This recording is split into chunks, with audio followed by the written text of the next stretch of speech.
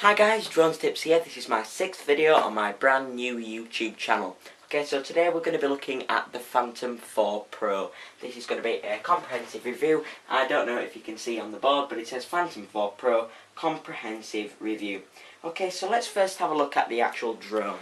Now, this is the photo released by DJI of the Phantom 4 Pro. Once again, we're looking at the Phantom 4 Pro, not the Phantom 4. Okay, so that is what it looks like. It looks pretty nifty. So, we're going to be going over some little specs, specifications, and also some basic facts about it, and things like that. I will do a comparison between the Phantom 4 Pro and the Phantom 4 in one of my other videos. That will be coming up shortly. So, first of all, we're going to look at the features. Okay, so first of all, the Phantom 4 Pro has obstacle avoidance.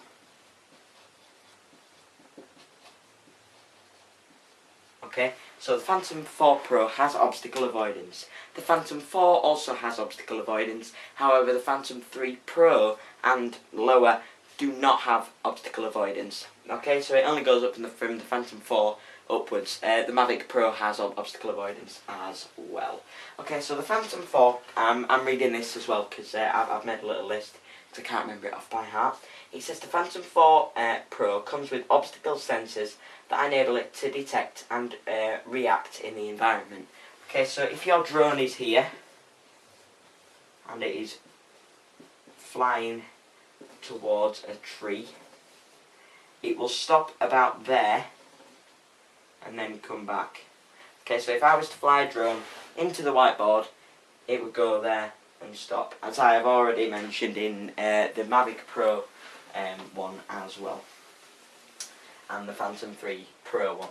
Okay, so it has obstacle avoidance, and it says here obstacles can be sensed now so your drone doesn't crash into them. With the two front-facing cameras, Phantom 4 Pro can easily detect obstacles in their path. Okay, so it actually uses the cameras on the front of the front of the Phantom to actually see the obstacle, know where it is, judge it, and then decide if it wants to come back or it will move and avoid. Okay, so the next one, if your DJI Phantom 4 detects a collision, it can act possibly in one of the two manners of what I have just mentioned. It says either it will wait for the pilot to give manual directions, or it can go around or above the obstacle to avoid the collision, which I think is pretty cool. But I would not put obstacle avoidance on if you're flying in a wood, for example, because if it wants to go above, it will just go into a tree, maybe. So be careful, because it doesn't have obstacle avoidance on the top, it only has it at the front and on the bottom as well. It does not have them on the back, I'm pretty sure it doesn't. Tap fly, okay, so it has tap fly. Now, tap fly, when you go onto your DJI Go app, it is the DJI Go 4 app, by the way. If you've seen my other videos, you will know that already. It has an intelligent flight mode called tap fly. Okay, so if you have your DJI Go 4 app on and you tap somewhere, it will go to that place. So basically, tap fly, you tap somewhere and it flies there. Pretty simple to understand, but so if I was flying it here and I want to take it to my home, because I'm not at my home at the moment, you just tap where the camera is, look for where it is on the live view, click on where you want it to go, and it will go roughly there, or it will go where you tell it to. Okay, so as it says here, the DJI Phantom 4 Pro has an ability to figure out the best path with the obstacle. You can fly it without worry. With the obstacle avoidance, you can fly it without worry. It says DJI Phantom 4 can take the path on its own. Use the tap fly feature on the DJI Go app. Select destination from your smartphone, and then it's ready to go. Okay? And the autonomous mode allows the Phantom 4 to fly to the selected location without getting collapsed into any obstacles. Longer flights. This is what everybody wants to know. How long will the Phantom 4 Pro fly for? the Phantom 4 flies for 28 minutes, which is pretty good. 28 minutes, okay? And the range is what everybody also wants to know. The range is 3.1 miles. Okay, so when I get my Phantom 3 Pro, which should be on Monday, by the way, guys, so in 2 days' time, there was a hold-up with the returns thing or something, so I should be getting that on Monday. Then it will go for 3.1 miles, and as I said, when I get it, I will get some range extenders that I've also got at home, and they boost it for about 2 miles or something, so I can get roughly about 5 miles of this. But bearing in mind that the battery will will take the drone back anyway, so you may not to be flying it too far away, because it might not bring it back. But always keep it in line of sight, guys. Okay, so the next bit is it's still about the actual flying time. It says enjoy increased 25% effective flight time from what the Phantom 3 offered. So you can automatically see that the Phantom 4 Pro is obviously better than the Phantom 3 series. Active track. Now, if you have seen the follow me mode on the Phantom 3 Pro, it's pretty much the same. Okay, so active track, without any need of GPS tracker, bracelet or beacon, so you don't have to wear anything at all. The Phantom 4 has the ability to locate you on the ground, and then when you move, it moves with you. Okay, so it is basically follow me mode, but it's more advanced. Okay? Without any need of GPS tracker, bracelet or beacon, Phantom 4 Pro has the ability to recognise the subject, keep them in frame and follow them naturally. However, that is different than the Phantom 3 Pro's follow me mode, because it doesn't always keep you, okay, in the actual frame. The Phantom 4 Pro's camera actually moves up so that it can see you, which is very good. Okay, so I am just going to tell you how to use active track. Set your DJI Phantom 4 to active track mode in the DJI Go app. So toggle it to the multiple flight modes and then click on there. Tap the subject where the camera centres on the subject you want to follow. Now it's all set. Your Phantom will keep the subject in frame while you handle the camera. So actually it doesn't move up on its own. Sorry, you have to move it up. I think that's the Mavic that does that. Now the high performance camera. Now once again, the camera on the Phantom 4 Pro films in 4K, which is 4 times the quality of HD. It films in 4K at 30 frames per second. And that's the same as my Phantom 3 Pro. That also films in 4K at 30 frames per second. So it is the same camera, but it films at full HD 1080p at 120 frames per second, which is different to the Phantom 3 Pro, because the Phantom 3 Pro only films in 1080 at 60 frames per second. I'm just going to make sure that I've got everything in the shot here. I might zoom in a tiny little bit so that you can see. Okay, so it films in 4K.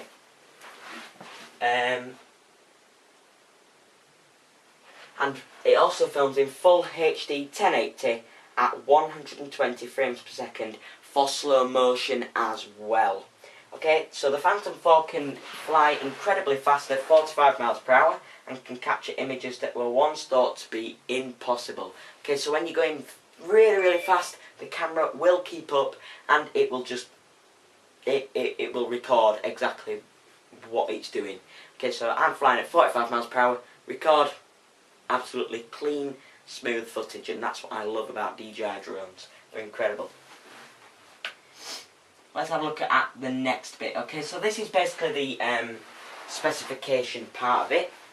So again, 28 minutes of flying time. I'm just going to read this out.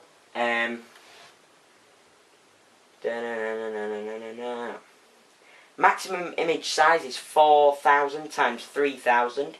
The video quality that it supports is MP4, movie, MPEG-4 AVC and H.264.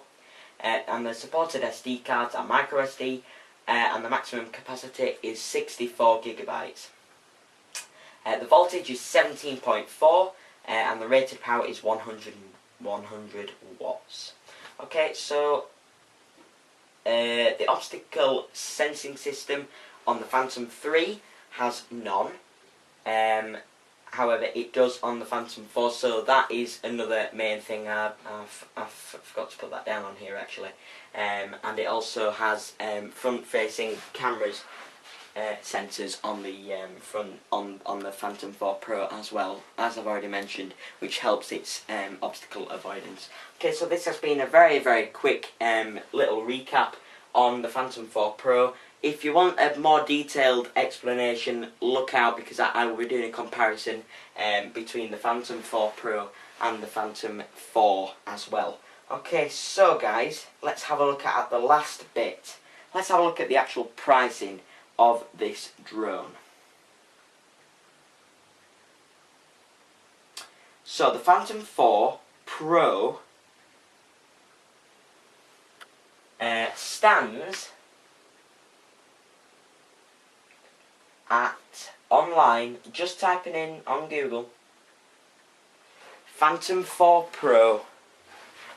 The first one that comes up is Jessop's, and that is for £649, but that is only the Phantom 4. Okay, so procamera.co.uk, £1,510, which is a lot of money, comparing that the Phantom 3 Pro was only £600 or £800 in that kind of area, which is quite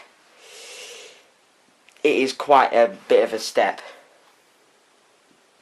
And on the DJI store, the Phantom 4 Pro, as of the 1st of July 2017, is priced at $1,499. Okay, I don't know what that is in pounds. Hey Siri, what is £1,499 in... Oh.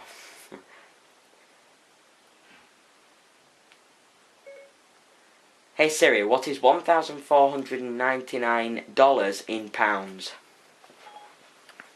£1,150.71. That is still a hell of a lot of money. A hell of a lot. Now what I would do for that is I would probably get the Phantom 4, not the Phantom 4 Pro. Yeah, it's got a better camera by a slight bit, and yeah, it's got a more integrated design and everything like that. They look the same.